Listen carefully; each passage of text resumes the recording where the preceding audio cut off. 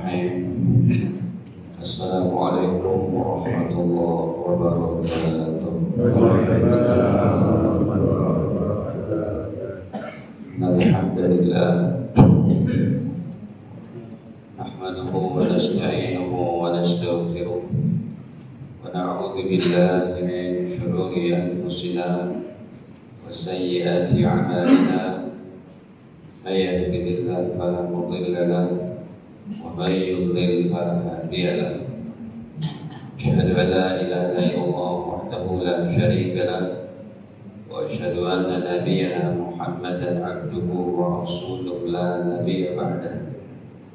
اللهم صل وسلم على نبينا محمد وعلى آله وصحبه ومن اتبعهم بإحسان إلى يوم القيامة. أما بعد، قال الله تعالى في القرآن الكريم: يا أيها الذين آمنوا اتقوا الله حق تقاته ولا تموتن إلا وأنتم مسلمون. Alhamdulillah, hadirin kaum muslimin muslimat yang dirahmati Allah Ta'ala. Sebelumnya marilah senantiasa kita panjatkan puji dan syukur hanya kepada Allah atas segala limpahan nikmat-Nya kepada kita, terutama sekali nikmat iman, Islam dan sehat afiat. Salawat beserta salam semoga senantiasa tercurahkan kepada Nabi mulia Nabi Muhammad sallallahu alaihi wasallam beserta keluarga, para sahabat dan juga kita umatnya. Amin ya rabbal alamin. Para jamaah yang dirahmati Allah Ta'ala, tema kita dosa besarnya. Sementara kita tunda sejenak, kita bicarakan pagi ini yaitu keutamaan baca sholawat dalam hadis-hadis sahih atau hasan.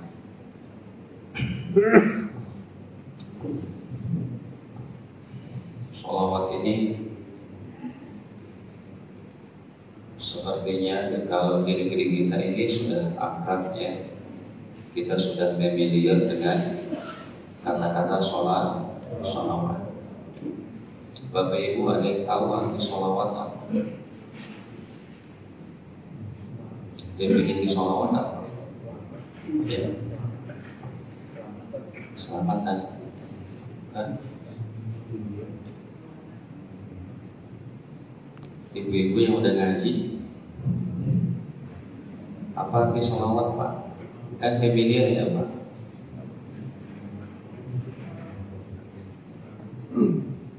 Arti sholawat adalah doa kesejahteraan dan keselamatan untuk Nabi Muhammad dari umatnya. Tapi kan aneh ya, ngapain Nabi Muhammad didoain umatnya? Allahumma salli ala Muhammad, Allahumma salli ala Sayyidina Muhammad. Ya Allah, berikanlah kesejahteraan kepada Nabi Muhammad. Bahkan dalam satu-satu amalan sholawat hukumnya wajib. Kayaknya sholawat itu adalah rohnya sholat. Karena sholat kalau tidak baca sholawat sah tidak? Tidak sah. Hadirin, di sini ada satu keunikan. Ya, jamaah juga bertanya, Pak Ustadz, kalau definisi sholawat adalah doa kesejahteraan dan keselamatan untuk Nabi dari umatnya, ya, berarti kenapa Nabi Muhammad didoakan oleh umatnya yang berdosa? Emangnya Nabi Muhammad kurang rahmat? Emangnya Nabi Muhammad kurang kesejahteraan dan keselamatan dari Allah sehingga memerlukan bantuan eksternal? Ya, kayak bahasanya bantuan eksternal gitu. Perlu bantuan dari umatnya, padahal umatnya pendosa. Nabi Muhammad berdosa tidak? Tidak. Para nabi tidak punya dosa. Dijaga langsung oleh Allah. Ini kan jadi aneh. Kenapa kita diperintahkan bersolawat, bahkan hukumnya wajib dalam sholat wajib atau sholat sunnah? Bapak Ibu sholat at-tahiyyatul mubarakatus shalawatu asyhadu an la ilaha illallah wa asyhadu anna Muhammadan abduhu wa rasuluhu atau Muhammadar Rasulullah. Assalamualaikum warahmatullahi. Assalamualaikum warahmatullahi. Batal sholatnya, tidak sah karena nggak baca apa? Shalawat. Jadi doa kesejahteraan dan keselamatan untuk Nabi dari umatnya. Ini ilustrasinya begini. Air dalam botol ini udah penuh Bapak Ibu. Inilah baginda Rasul, udah sempurna, gak kurang satu apapun dari Allah Ta'ala. Bacaan sholawat itu adalah perumpamaannya air yang udah penuh di botol. Kalau saya tambahkan dengan air lagi meluber kan? Meluap tidak? Meluap. Nah, luapan air itu kembali manfaatnya untuk umatnya yang paling banyak baca sholawat. Semacam bola tenis, kalau saya lemparkan ke tembok, makin kencang saya lempar, makin cepat mantulnya kembali kepada saya. Betul nggak? Begitulah sholawat. Makin seringnya Anda bersolawat, makin banyaknya Bapak Ibu bersolawat, seperti bola tenis yang Anda lemparkan ke tembok dengan sekuat tenaga akan kembali untuk kita. Tapi kalau lempar bola tenisnya malas-malasan, boro-boro untuk kembali mantul sampai temboknya juga enggak. Jadi doa keselamatan untuk Nabi cuma kalau dilakukan oleh umatnya, manfaatnya dan pahalanya kembali untuk umatnya yang paling banyak baca.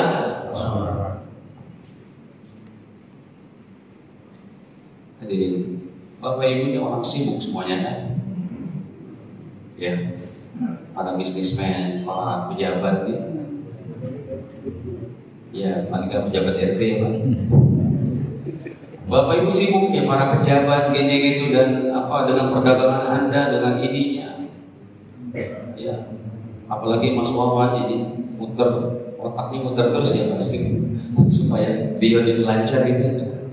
Hadirin, Anda saking sibuknya, seumpamanya udah nggak sempat lagi berzikir, subhanallah, nggak sempat lagi berzikir, alhamdulillah, nggak sempat lagi berzikir, wala ilaha illallah, tidak sempat lagi berzikir, Allahu akbar, nggak sempat lagi berzikir, la haula wala quwwata illa billah, nggak sempat lagi berzikir, hasbunallah wa ni'mal wakil, ni'mal maula wa ni'mal nasir. Tidak sempat lagi berzikir, subhanallah wa bihamdihi, subhanallahil azim. Enggak sempat lagi baca, apalagi istighfar yang panjang. Allahumma anta rabbi la ilaha illa anta khalaqtani.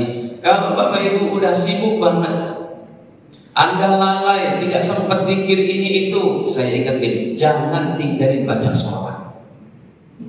Karena bacaan sholawat yang 100 kali setiap hari itu paling tidak memadai daripada zikir-zikir yang kita lalaikan setiap hari.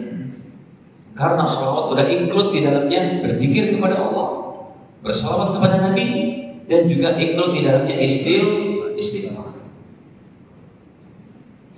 Makanya hadirin, bahkan ayatnya diturunkan ada satu statement yang agak unik gitu, ya Bapak Ibu.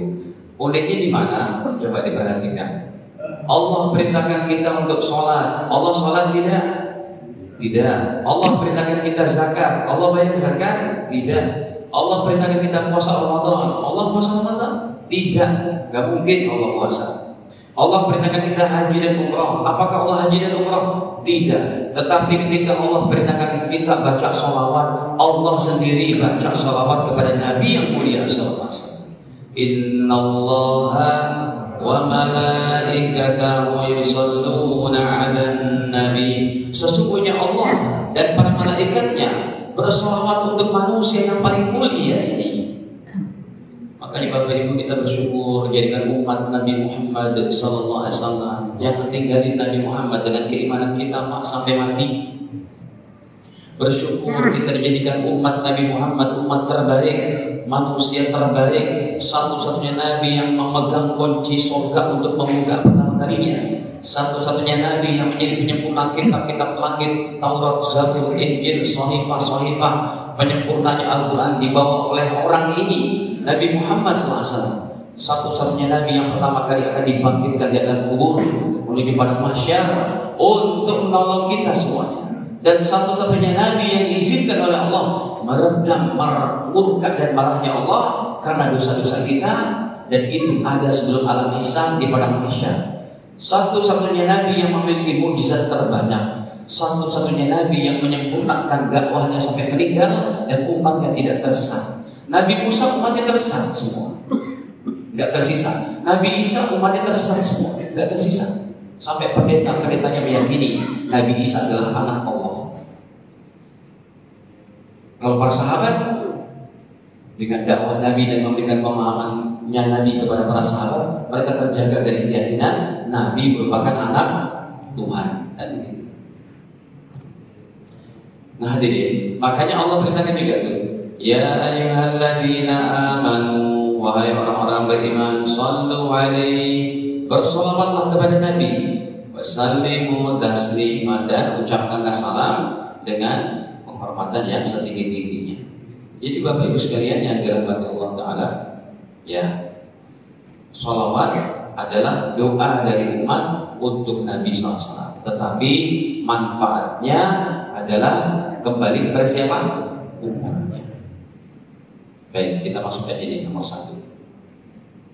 Hadirin, nomor 1, satu kali baca sholawat dibalas 10 rahmat. Satu kali baca sholawat dibalas 10 ampunan oleh Allah Subhanahu wa Ta'ala. Ini hadisnya berdasarkan riwayat daripada Al-Imam Muslim. Padahal kalau dalam Sahih Bukhari Muslim, Bapak Ibu,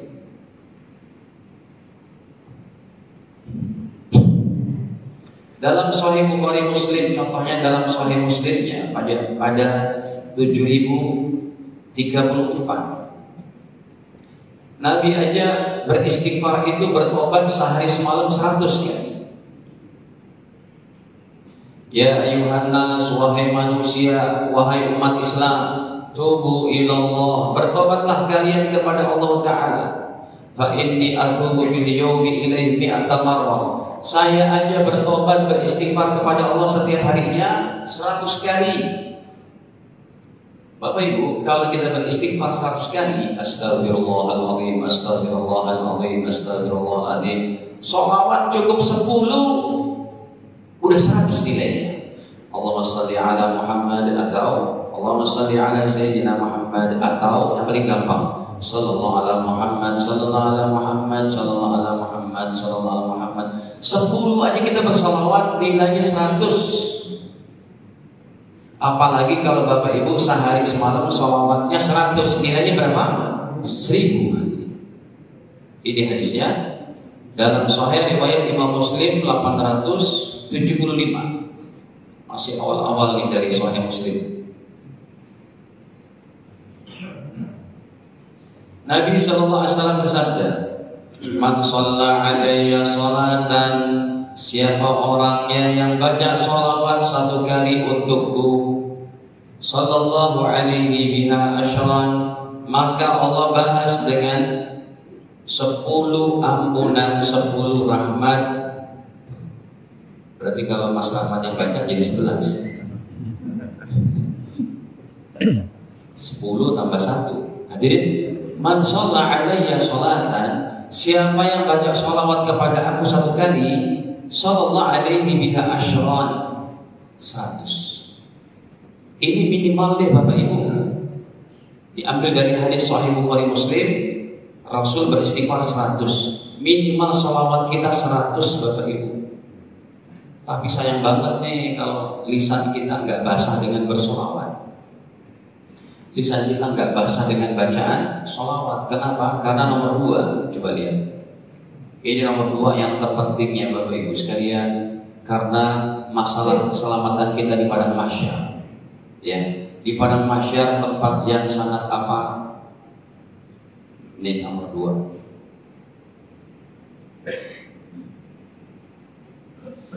Orang yang paling banyak baca sholawat, yang paling mudah mendapat syafaat di akhirat. Orang yang paling banyak baca sholawat yang menjadi prioritas. Orang yang paling banyak baca sholawat seutama-utamanya umat Rasul dengan Rasul. Di padang mahsyar saat itu Bapak Ibu dalam keadaan kita ketakutan. Kenapa? Karena Allah dalam keadaan puncak murkanya puncak marahnya akan dosa-dosa kita. Ya, baru saja kita dibangkitkan dari kubur-kubur kita. Padang mahsyar itu kalau kita lihat dalam maksud saya dalam bencana yang pernah terjadi di dunia, itu kan pernah Allah kabarkan dalam surat Al-Ankabut contohnya. Pada ayat ke-40, fakullan akhadna bi dzambihi faminhum man arsalna 'alaihi hasiba. Ini musibah yang enggak ini loh Bapak Ibu, musibah yang sangat mengerikan. Sampai teori fisika kimianya pun enggak bisa membuktikannya. Fakullan akhadna bi dzambihi, semua kami timpakan musibah dan malapetaka bi dzambihi, gara-gara dosa mereka. Faminhum man arsalna 'alaihi hasiba, sebagian dari mereka ada kami timpakan hujan batu kerikil panas. Hadirin, yang dulu kita pelajari teori fisika kimia, yang namanya hujan itu penguapan air dari sungai, dari lautan, tertampung di awan, turunlah hujan. Ini enggak, hujannya batu panas kepada kaum Sodomi di Jordan sana, kaumnya Nabi Lut. Ada penjelasannya itu, batu panasnya dalam apa? Dalam surat Hud ayat ke-82. Ya. Falamma jaa amruna ja'alna 'aliyaha safilaha wa amtarna 'alayha hijaratan min sijilin mandud. Falamma jaa amruna, tatkala datanglah siksaan kami, ja'alna 'aliyaha safilaha, kaum Sodom itu kampung mereka diangkat oleh Allah, dibalikkan kayak begitu, glub. Wa amtarna 'alaiha hijaratan min sijilin mandud, dan kami hujani mereka dengan batu kerikil panas. Nggak masuk Pak, teori fisikanya nggak masuk. Nah, Bapak Ibu sekalian, kalau di dunia ini, ya di dunia ini yang namanya musibah paling besarnya itu yang pernah saya alamin gitu ya, tsunami Aceh. Karena ketika tsunami Aceh saya ada di sana itu tahun 2000 berapa ya? 2004. Tanggal 25 Desembernya aja, setelah kami memberikan ceramah di Montasik di Banda Aceh, kemudian kita sholat zuhur di Masjid Baitur Rahmannya hari Sabtu tanggal 25 Desember. Kemudian kita jemput sama orang yang jemputnya, kita melipir dulu ke tepi pantai, kita ke pasukan Brimob, kita berikan ceramah juga di pasukan Brimob, pasukan TNI. Udah gitu dari Montasik kita naik ke atas, malamnya itu malam Ahad. Habis Isya selesai istirahat, subuhnya kajian kayak begini. Udah gitu jam 7, jam 8 kita dihidarin makanan. Baru makan berapa suap, masjid bergoyang dengan dahsyat. 8, sekian skala Richter kalau tidak salah. Sebagian daripada apa? Atap masjid ada yang runtuh. Semua manusia berhamburan ke lapangan sama ke jalan raya. 10 menit, 15 menit ke depan, air di tepi pantai naik 15 meter, 20 meter. Ada satu makam di tepi pantai, itu makam Syah Kuala. Orang yang ada di makam itu berlari di situ selamat Pak, karena airnya nggak masuk, airnya terbelah. Ternyata itu makam wali Allah yang Allah jaga. Sampai orang-orang yang hidup itu menyaksikan air kayak akuarium katanya melewati mereka. Udah di tengah kota airnya hitam legam. Keesokan harinya kami turun ke Banda Aceh, jenazah waktu itu relawan masih sedikit banget. Ya.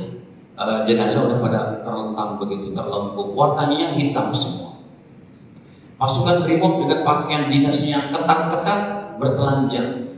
Ada satu wanita ibu-ibu, ternyata istrinya teman kita, Ustadz Suryadi, istrinya pakai cadar, bayinya pun pakai jilbab pink. Itu cadarnya aja tipis begitu, tidak membuka wajahnya. Sementara di samping-sampingnya pasukan Brimob pada bertelanjang. Kuasa Allah, cadarnya tetap utuh, tapi meninggal si ibu ini sama anaknya dalam pelukannya. Itu kurang lebih 40 hari dicari istrinya kemana gitu. Tapi saya udah balik ke Jakarta, baru dikabarin ternyata udah 40 hari jasanya tidak membau sementara di samping-sampingnya membau. Si ibu yang bercadar masih utuh dan tidak berbau. Kuasa Allah.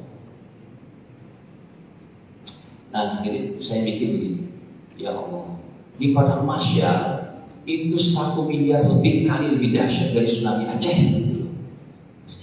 Di padang mahsyar lebih dahsyat lagi dari itu.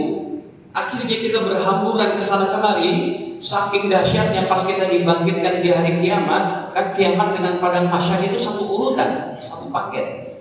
Akhirnya berlakulah ayatnya yang Allah firmankan, yauma yafirul mar'u min akhihi wa ummihi wa abi. Pada hari itu seseorang berlari daripada saudara kandungnya, wa ummihi wa abi, tidak kenal dengan ibu dan ayahnya, wa sahibatihi wa bani, tidak kenal dengan istri dan anak-anaknya. Saking gentingnya keadaan di padang mahsyar, Allah menampakkan marah dan murkanya yang begitu dahsyat.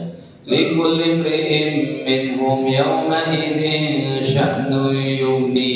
Karena seluruh manusia saat itu memiliki beban yang sangat dahsyat.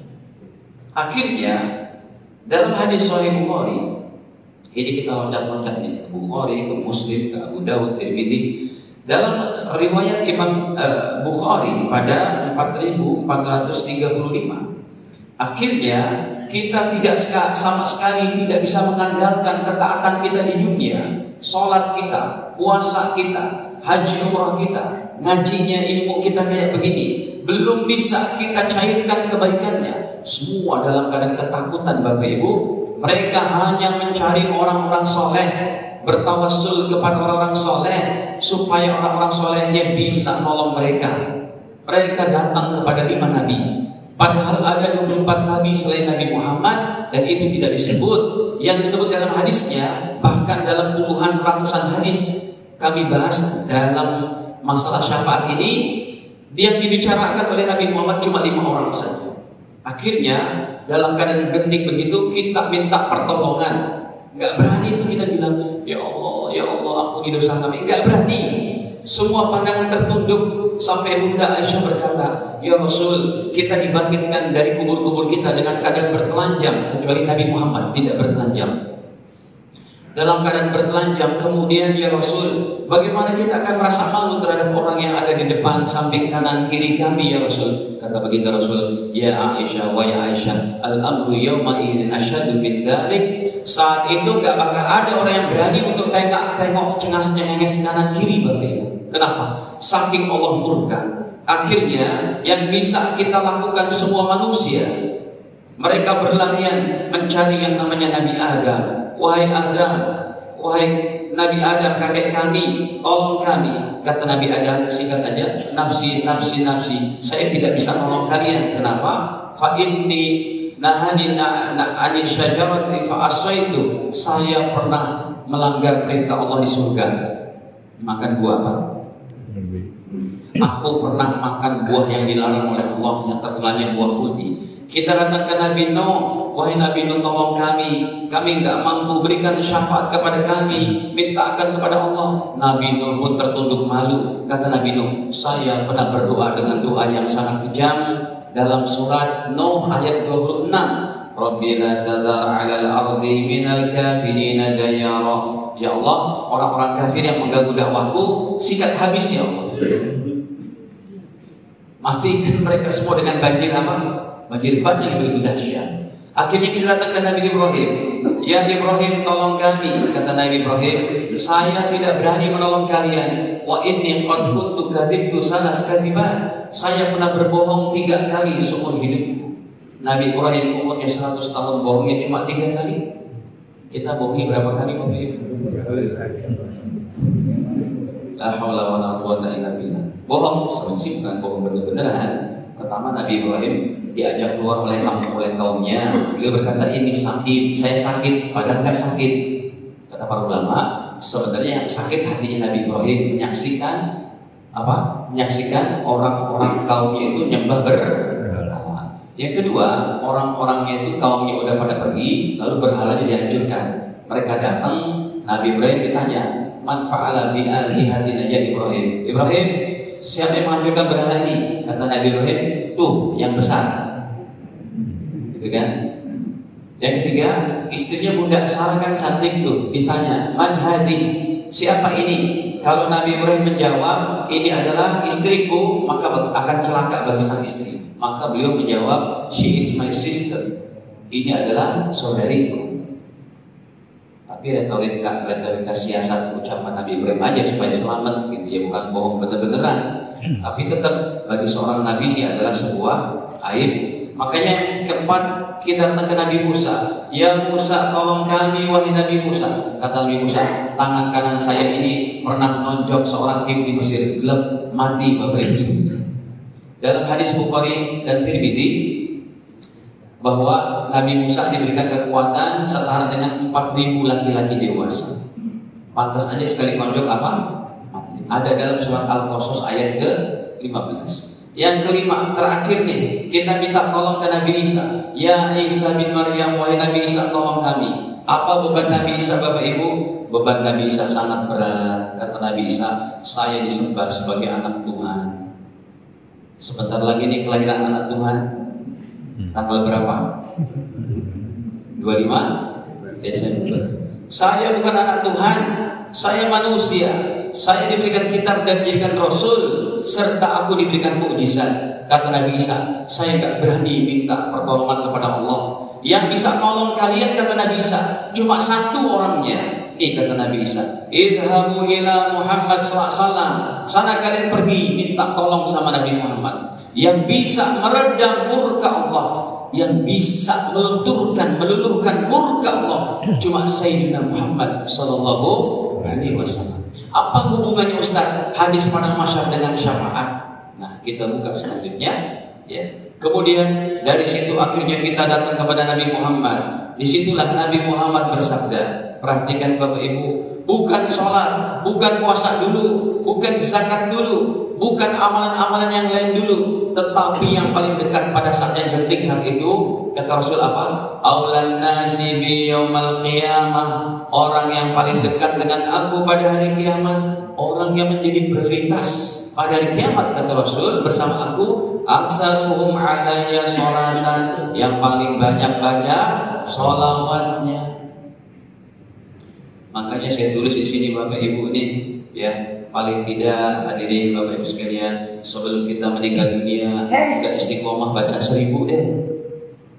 Usahakan Bapak Ibu, lagi berjalan kek, lagi nyetir kek, lagi masak, lagi nyapu-nyapu, baca itu yang paling gampang. Sallallahu alaihi Muhammad, sallallahu alaihi Muhammad, sallallahu alaihi Muhammad.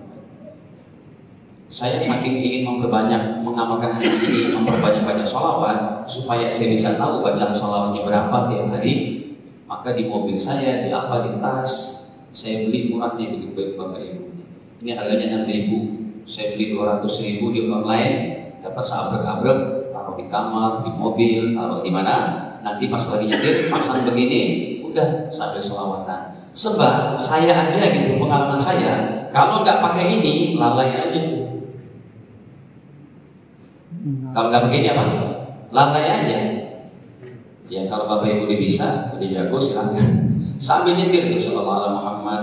Tapi kalau pakai motor susah kayaknya. Gimana pakai motor gini? Bisa nggak? Kalau pakai mobil kan bisa. Ya.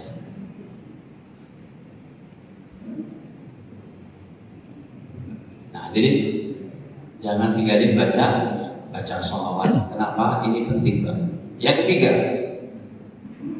Yang ketiga Bapak Ibu, sebelum kita dikenal oleh Nabi di padang mahsyar, setorkanlah nama-nama Anda, kirimkan nama-nama kita dengan baca sholawat, karena Nabi mengetahuinya berdasarkan hadis.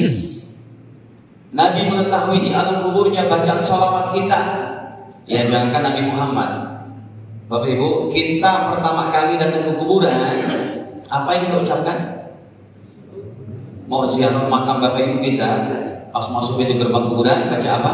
Assalamualaikum ya ahlal kubur. Kata Rasul, orang yang saling kenal di dunia, si jenazah pun mengetahui kedatangan Anda, tapi tidak bisa berkomunikasi. Dan mereka menjawab, kata Rasul SAW. Mereka mengetahui dan menjawab, cuma kita tidak bisa mendengar. Lagi terlalu dekat juga kabur. Assalamualaikum, waalaikumsalam. Ya,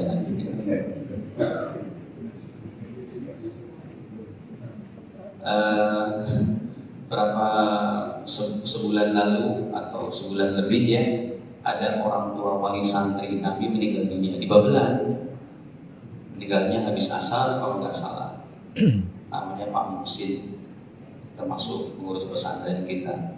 Udah gitu pesantrennya pun anaknya pun ada di situ. Anaknya pun sudah hafal 30 juz kubro ya.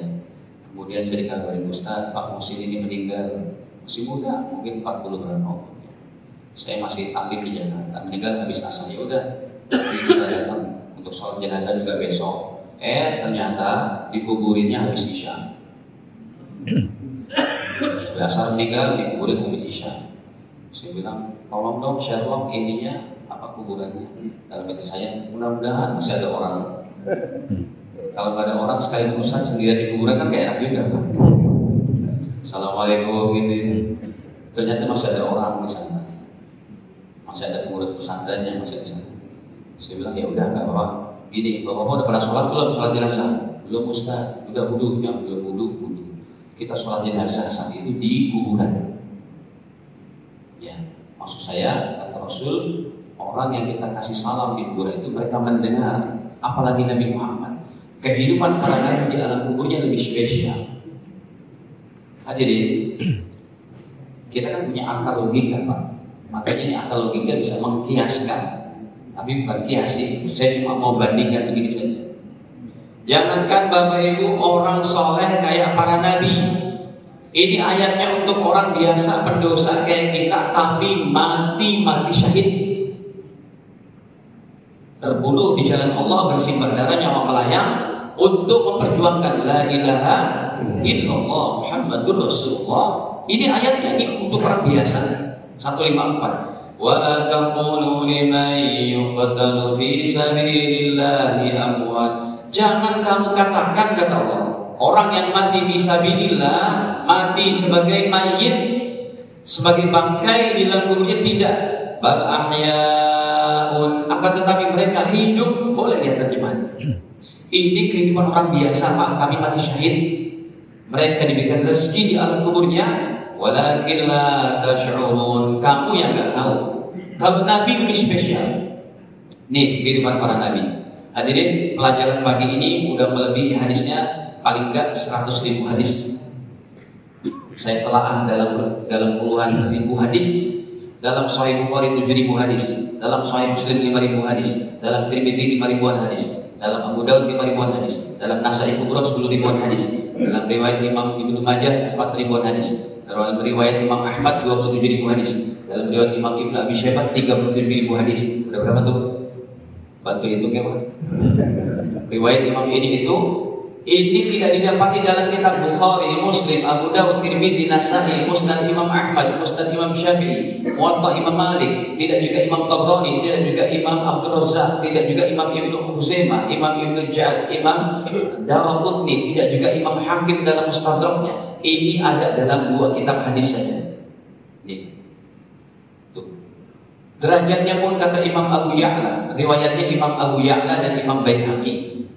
Apalagi Imam Baihaqi yang sangat terkenal. Beliau berkata, "Hadza hadisun shahih." Hadis ini hadis apa?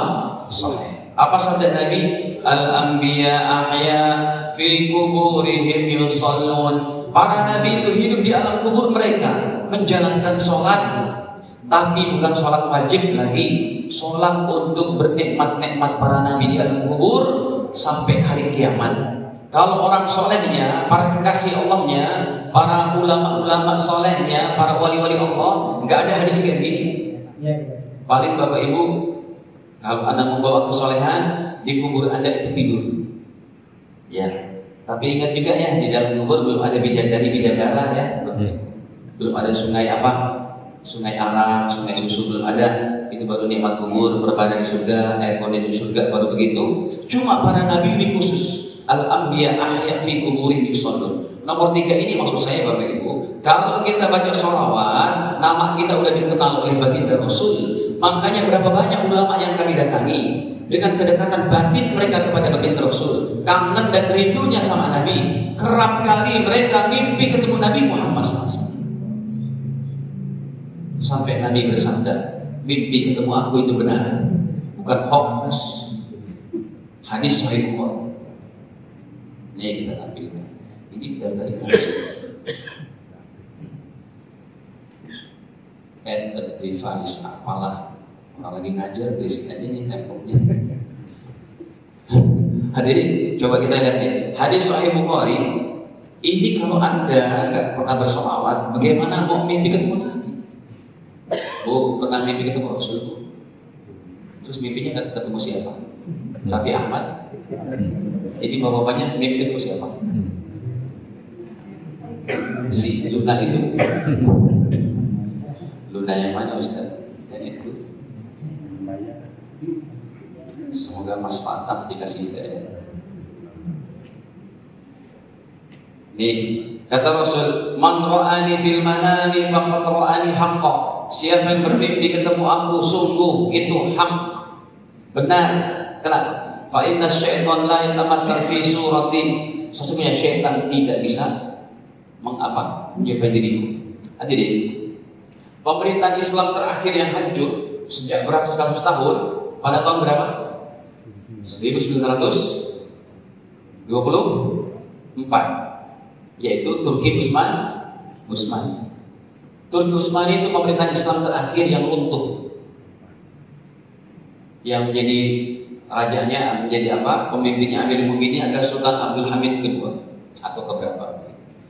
Sultan Abdul Hamid itu kalau sebelum tidur beliau selalu berselawat kepada Nabi. Saking dekatnya dengan Nabi, diingatkan oleh Rasul. Caranya gimana?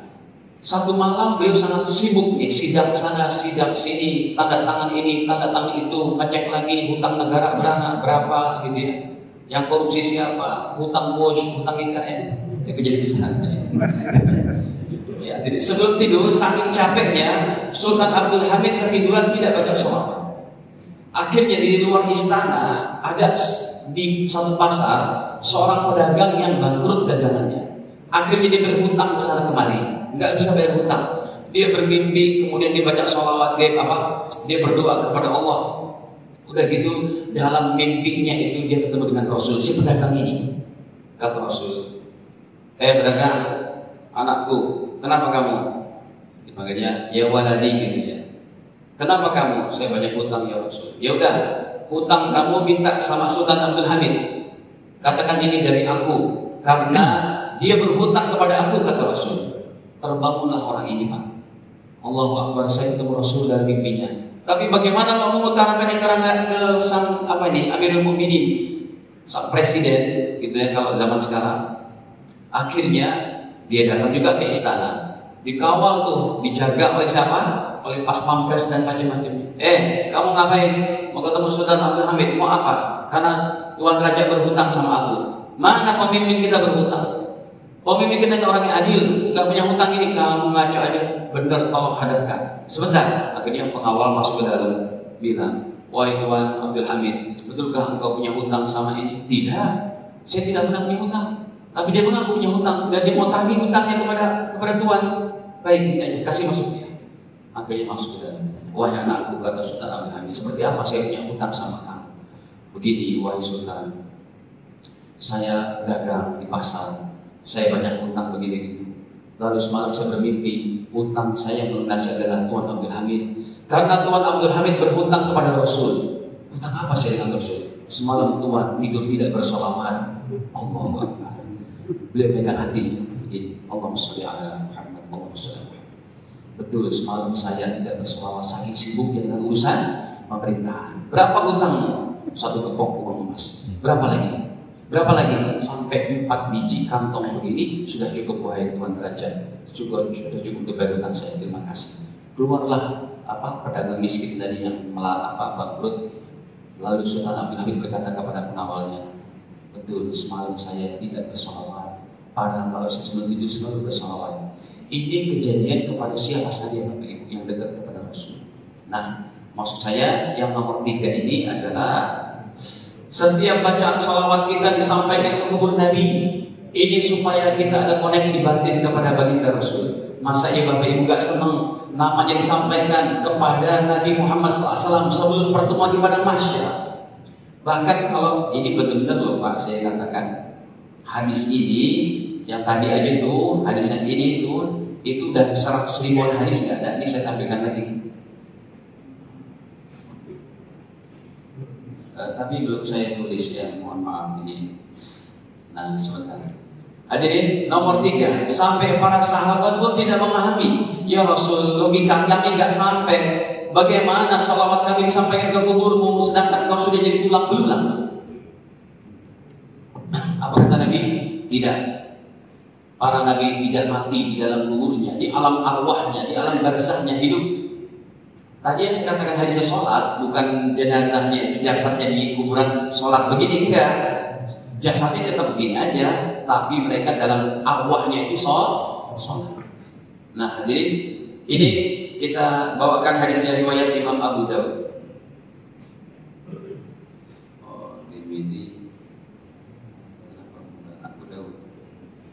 Nih. Nabi bersabda, "Inna min afdali ayyamikum yaumal jum'at." Hadisnya sahih ini. Sesungguhnya hari yang paling afdal adalah hari Jumat. Fihi khuliqa Adam. Pada hari Jumat diciptakan Nabi Adam. Wa fihi qubida. Pada hari Jumat juga Nabi Adam diwafatkan. Wa fihi nafkhah wa fihi saqah. Pada hari Jumat juga dibangkitkan hari kiamat. Kata Rasul, fa'aksiru alayya minas sholati fi, maka perbanyaklah baca sholawat pada hari Jumat. Fa inna sholatakum ma'rudatun alayya, karena sesungguhnya bacaan sholawat kalian disampaikan ke kuburku. Ini yang tidak dipahami oleh para sahabat. Qalu, para sahabat bertanya, ya Rasulullah, wahai baginda Rasul, wa kaifa tu'radu sholatuna alaih, bagaimana sholawat kami disampaikan ke kuburmu? Waqad arimta, bukankah kau sudah jadi tulang belulang? Au balita, bukankah kau sudah punah bercampur tanah? Qal, maka Rasul menjawab, tidak demikian. Innallaha azza wa jalla, sesungguhnya Allah yang maha perkasa lagi maha agung, harrama alal ardi, Allah mengharamkan jasad para nabi, Allah mengharamkan kepada tanah ajsadal anbiya, untuk memakan jasad para nabi, untuk menjadi rusaknya jasad para nabi. Hadirin, jangankan para nabi dan rasul, ulama kita aja yang 4 tahun lalu meninggal di Mekah ketika musim haji, siapa namanya? Mbah Yai Maimun Zubair. Itu kan jenazahnya tiap tahun dilihat, dan kuburan di Ma'la di Mekah itu kan pakai beton. Jadi kalau mau lihat jenazah itu nggak usah pakai diapain, digali-gali kayak kita, tinggal buka aja betonnya kayak di makam Baqi' Madinah, udah kelihatan, masih utuh, nggak jadi dipindahkan. Ya, apalagi para anbiya, ini hadisnya. Hadirin, nama kita disetorkan oleh para malaikat. Nih saya kuatkan lagi dengan hadis yang lain. Ini pun kitabnya tidak didapati dengan mudah. Apa kata Nabi? Inna lillahi malaikatan, riwayat Imam Basar. Sesungguhnya Allah memiliki para malaikatnya, sayyahin, yang keliling-keliling, yuballighuni an ummati salam, yang menyampaikan sholawat dan salam umatku di seluruh dunia. Tuh ada petugas malaikat yang menyampaikan. Rasul bertanya, wahai para malaikat, ini sholawat dari siapa? Dari umatmu ya Rasul. Di mana? Di Bekasi. Mana Bekasinya? Di BSK ya Rasul. Mana BSK-nya? Ridho, Muhajirin, atau sini? Sini ya Rasul, Al-Ansor. Disebut nama Bapak Ibu, Fulan bin Fulan, Fulanah binti Fulan. Ya. Makanya kalau Bapak Ibu bisa bermimpi ketemu Rasul, saking rindunya Anda, itu nikmat yang besar. Kayak gini deh Pak, kita lagi doa tuh, ingat Bapak Ibu kita, perjuangan mereka, ngasuh kita, marah-marahnya mereka kepada kita gitu ya, supaya kita jadi orang baik. Karena kita melihat berlinang air mata, kita ingat dan kebawa mimpi. Kayak gitu juga kalau kita kangen sama Nabi, ya Allah, pertemukan, dapatkan syafaat kami bersama Nabi, gitu ya. Yang keempat, yang kelima, mirip-mirip ya, pintu kereta. Pintu kereta derek berbunyi. Yang keempat kelima, menyesalah orang yang disebut nama Nabi tapi tidak bersolawat. Yang kelimanya bakhil, orang yang kikir, yang pelit adalah apabila disebutkan nama Nabi tapi tidak bersolawat. Contohnya Bapak Ibu mendengar nih, sekalipun lagi khutbah Jumat, si khotibnya berkata, Bapak Ibu, para hadirin kaum muslimin, Nabi Muhammad bersabda, apa yang kita ucapkan? Pelan-pelan aja, sallallahu alaihi Muhammad, sallallahu alaihi, Allahumma sholli ala Muhammad. Ya, apa aja boleh yang menunjukkan bacaan sallallahu alaihi, Allahumma sholli alaihi itu. Ini diantaranya nomor 4, nomor 5. Saya singkat aja. Nomor 6-nya, setiap kita baca salam kepada Nabi di kuburnya, maka rohnya Nabi dikembalikan untuk menjawab salam kita. Ini khusus nomor 6 di Raudhah. Kalau Bapak Ibu berada di Raudhah, maka ucapkan salamlah kepada Nabi. Nabi menjawab. Dan kata para ulama dalam kitab-kitab mereka, kalau hati kita bersih, amalan kita baik, bisa jadi kita bisa mendengar suara Nabi menjawab salam kita. Ya, di sikap alam gaibnya itu bisa jadi.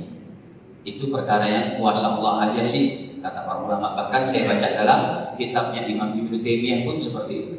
Sebab hadisnya begini kata Nabi, siapa yang ucapin salam kepada aku di kuburnya, aku menjawab. Sahih ini.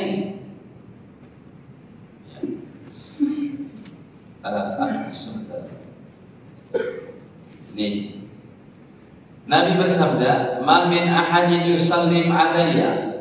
Tidaklah seseorang di antara kalian mengucapkan salam untuk aku, illa radallahu alayya ruhi. Pasti Allah kembalikan nyawaku. Untuk apa? Hatta arudda alaihi salam, supaya saya jawab daripada salam kalian. Jadi Bapak Ibu, kalau Anda berada di Raudhah, ya, maka ucapkanlah salam kepada Nabi SAW sebanyak-banyaknya, karena beliau menjawab daripada ucapan salam kita, ya. Sekalipun kita nggak dengar, tapi tetap kita sudah buat relasi hubungan baik kepada baginda Nabi, yang nantinya semoga di pada masyarakat kita dipermudah untuk dapat apa? Syafaat. Pokoknya nih hadis yang kita baca, Bapak Ibu tinggal buktikan aja nanti di akhirat. Iya. Mau gimana lagi saya meyakinkannya. Yang ketujuh, adab dalam sholat dan dalam berdoa adalah membaca sholawat. Sholat tanpa sholawat tidak sah. Berdoa tanpa sholawat tidak mudah diijabah. Ada seorang anak muda berdoa. Dia katakan, ya Allah, hajat saya begini-begini, kata Rasul, ajilah hada. Orang ini tergesa-gesa, terlalu terburu-buru. Kata Rasul, kalau kamu sholat, kalau kamu apa?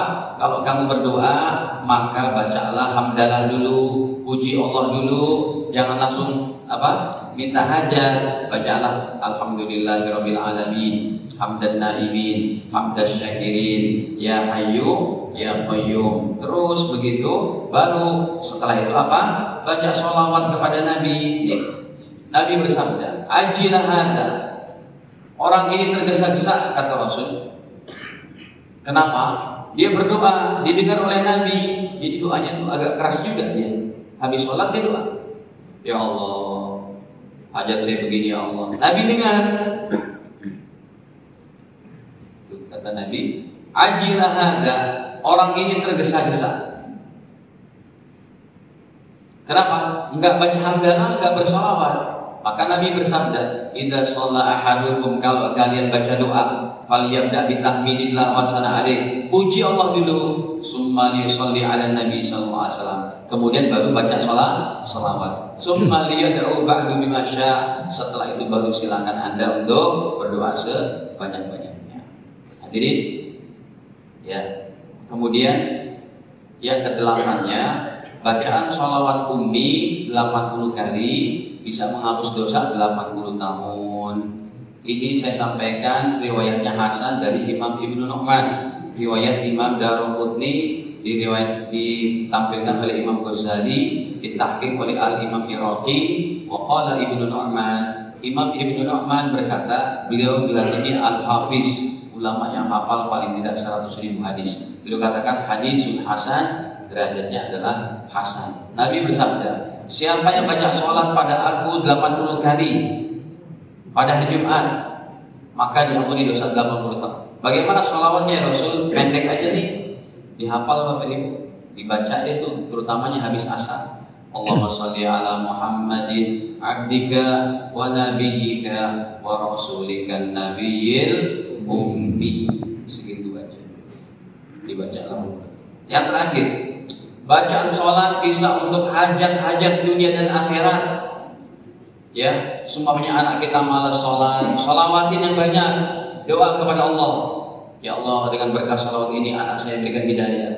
Ada Anda punya problem sangat besar, baca sholawat. Kata Nabi, semua apa hajat keinginan Anda dunia akhirat dengan sholawat terkabulkan. Ini sholawat hebat banget. Sesusah apapun problem hidup kita, banyak sholawat, insya Allah dimudahkan. Ya, banyak itu. Saya pernah ngalamin kisah-kisah yang aneh-aneh. Genting banget keadaan, gimana nih paspor saya dipalsuin lah, visa studinya gini-gitu. Aduh ya Allah, tolong ya Allah, gimana? Banyak baca sholawat, dimudahin aja tuh. Sampai di airport, di boarding itu, di immigration stop, nggak diperiksa apa-apa. Ya, berapa kali lah kejadian baca sholawat mudah.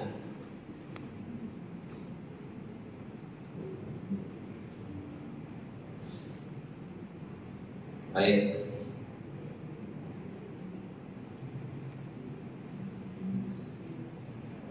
Hadirin,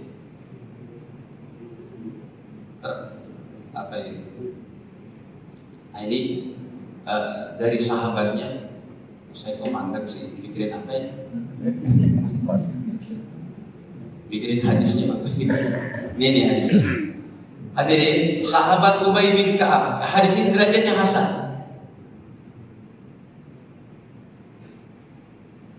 Ada tuh derajat hadis ini. Ubay bin Ka'ab ini adalah sahabat yang paling macam air. Ubay bin Ka'ab, bacaan Quran yang macam air 30 juz. Beliaulah yang pernah imamin tarawih dari sholat isya, habis isya, selesainya menjelang makan sahur. Ini orangnya ini. Karena bacaan Qurannya macam air. Apa mungkin Ustaz orang baca 30 juz Bapak Ibu? Apa mungkin? Sekarang aja, jangankan dulu. Dulu mah orang dulu taatnya bukan main. Kalau sekarang udah IG, ada TikTok, ada macam-macam gitu ya.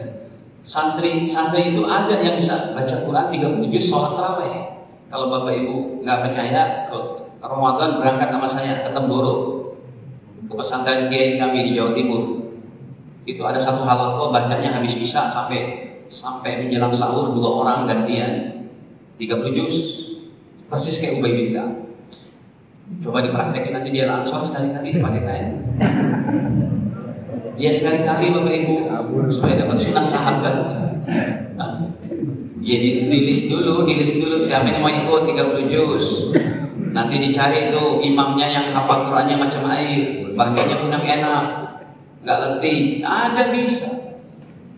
Ya, bacanya yang mendayu-dayu supaya jamaah makin. Baca mendayu-dayu gimana? Bismillahirrahmanirrahim. Alhamdulillahi rabbil alamin. Ar-Rahmanir Rahim. Maliki yaumiddin. Iyyaka na'budu wa iyyaka nasta'in. Enak gak kayak gitu? Enak gitu. Cari yang lain tuh Bapak Ibu yang 30 hafalannya kayak begini. Ini maksud saya, orang ini sibuk banget dah, ulang Qurannya tiap hari sibuk, tapi baca sholawatnya kita lihat. Ya Rasul, saya setiap hari baca sholawat 1/4 waktu saya untuk sholawat. Nabi menjawab, masyita, terserah kamu wahai Ubay. Fa in zitta, kalau kamu tambahin, fa huwa khairul laka, maka lebih baik bagi kamu. Qultu, saya berkata, kata Ubay, an-nisfa, kalau begitu setiap hari 24 jam setengahnya untuk baca sholawat. Rasul menjawab, masyita, terserah kamu. Fa in zitta, kalau kamu tambahin, fa huwa khairul laka, maka itu lebih baik bagimu. Ya Rasul, saya baca sholawat kalau gitu 2/3 waktu saya, sulusain. Kata Rasul, masyita, terserah kamu. Fa in zitta, kalau kamu tambahin, fa huwa khairul laka, itu lebih baik bagimu. Maka kata Ubay bin Ka'ab, ajallaka salati kullaha. Ya Rasul, kalau begitu setiap saya beraktivitas kecuali tidur dan di toilet, saya mau basah lisanku bersolawat aja. Kenapa? Karena solawat udah ikut berzikir kepada Allah, beristighfar, dan juga solawat itu sendiri. Apa jawaban Rasul kepada sahabat Ubay dan untuk kita semua bagi yang memperbanyak-banyak solawat?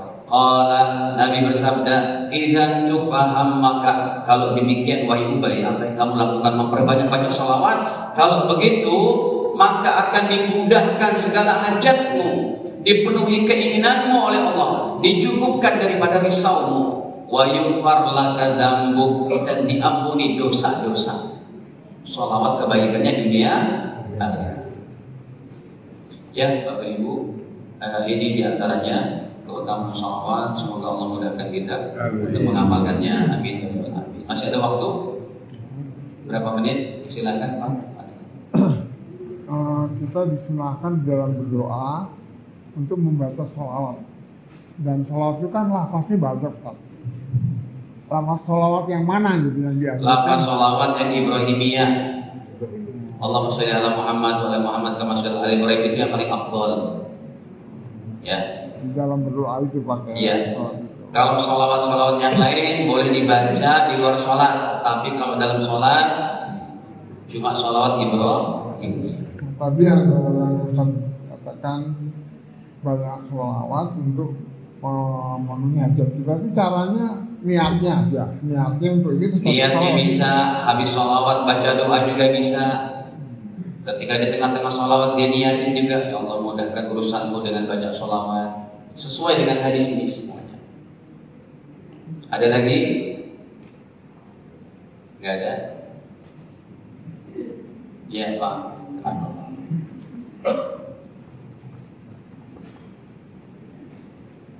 Assalamualaikum warahmatullahi wabarakatuh. Waalaikumsalam.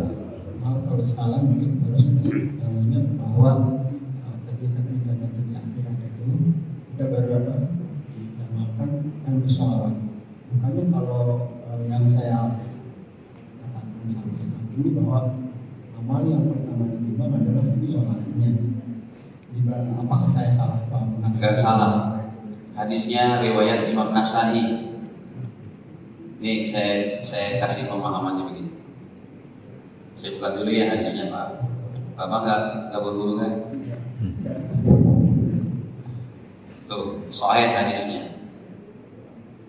Bagaimana pemahamannya Ustaz? Nah ini bagus nih pertanyaannya nih. Wah, kalau mau dikasih nilai Bapak nilai 9 nih Pak. Ustaz, bukankah di akhirat nanti pertama amal yang dihisab sholat? Ini kok sholawat dulu?